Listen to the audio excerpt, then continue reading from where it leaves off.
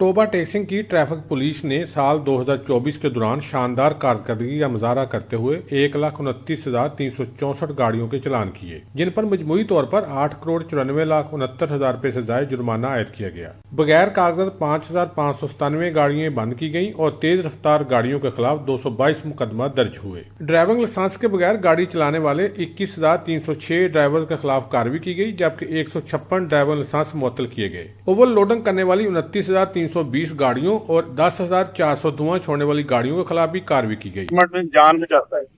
अगर आप motorcycle rider हैं, हेलमेट पहना हुआ, खुदा ना खासा कोई एक्सीडेंट होता है तो ये सर की चोट से बचाता है और बंदे की जान महफूज रहती है।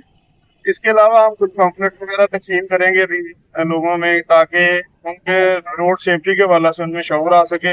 कम उम्र ड्राइवर के 4,910 चालान और खतरनाक ड्राइवर के खिलाफ 4,626 कार्रवाइयां की गयी। दूसरी जानब ट्रैफिक हादसा से बचाव के लिए शहर में आगाही मुहिम के लिए वॉक भी की गयी। कैमरामैन अली हैदर के साथ सुल्तान महमूद, तोबा टेक।